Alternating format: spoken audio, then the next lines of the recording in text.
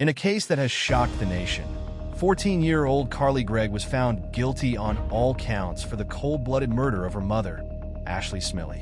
Carly Gregg was found guilty on all counts, including first-degree murder, aggravated assault, and unlawful use of a firearm. As the judge pronounced the verdict, guilty of first-degree murder, the 14-year-old finally showed the first crack in her otherwise cold demeanor. Verdict of the jury is count one. We, the jury, find the defendant, Carly Madison Gregg, guilty of first-degree murder as charged in the indictment. Count two.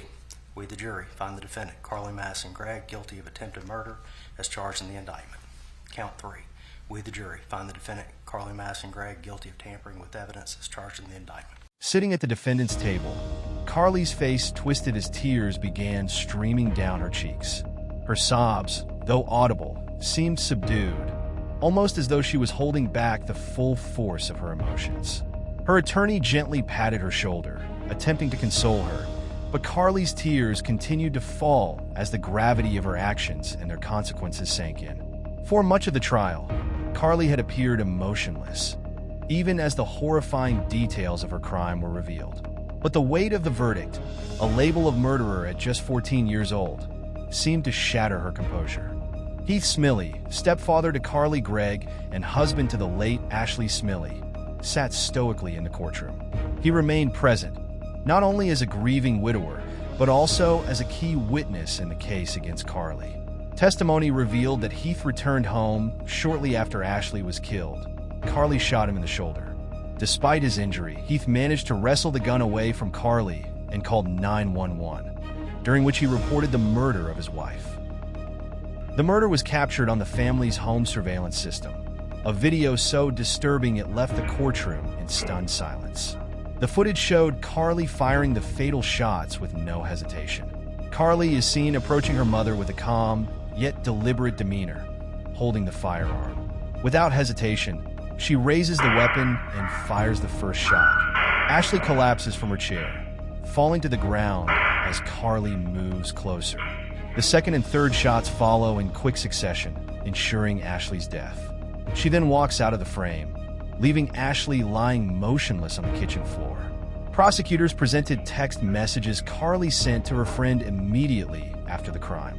One message read, "I finally did it," followed by a chilling follow-up. "Are you squeamish around dead bodies?" After killing her mother, Carly Gregg sent a calculated text to her stepfather, Heath Smylie, saying, "Are you on your way home? I need to talk to you about something important." Prosecutors revealed this was part of her plan to lure him back to the house, where she later shot him in the shoulder before he managed to disarm her and call 911. Carly Gregg also exhibited unsettling behavior. The video shows Carly singing to her dogs in the kitchen, displaying a disturbing lack of remorse immediately following the crime. After being found guilty of first-degree murder, attempted murder of her stepfather Heath Smylie, and the unlawful use of a firearm, Carly was sentenced to life in prison. The judge, acknowledging the gravity of the crime, emphasized Carly's premeditated and calculated actions, which included luring her stepfather home to harm him after killing her mother. Carly sat silently, tears streaming down her face, as the judge delivered the sentence. Prosecutors argued that her age should not overshadow the horrific nature of her actions, pointing to her lack of remorse and the disturbing behavior captured on surveillance footage. Defense attorneys highlighted her troubled mental state, including claims of depression and hearing voices, but these arguments failed to sway the court. The court will further instruct you at this time.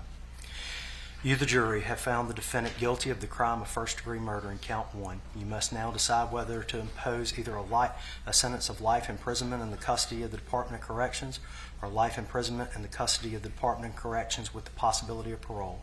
The court instructs the jury that you should consider the following factors in making your decision. 1. The defendant's chronological age.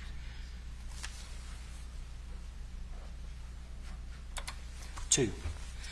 The defendant's family, home, and environment. 3. The circumstances of the homicide offense. 4. The defendant's incompetencies associated with youth. And 5. The defendant's possibility of rehabilitation. The court instructs the jury that when all 12 of you reach and agree upon the defendant's sentence for first-degree murder, you shall return the sentence in one of the following forms.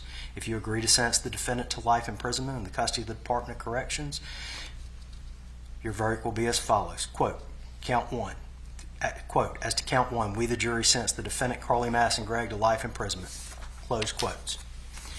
If you agree to sentence the defendant to life imprisonment in the custody of the Department of Corrections with the possibility of parole, your verdict will read as follows. Quote, as to count one, we the jury sentence the defendant Carly Mass and Gregg to life imprisonment with the possibility of parole. Close quote. If you cannot agree to the sentence for the defendant as to first-degree murder, your verdict will be as follows. Quote, as to count one, we the jury are unable to affix the punishment. Close quote. At one point, she turned to her attorney in confusion, reportedly asking, "What does that mean?"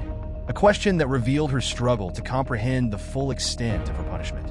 This emotional display, coming only after the verdict and not during the trial or evidence presentation, was seen as a stark contrast to her cold and calculated actions during the crime. The courtroom reaction to this moment was mixed.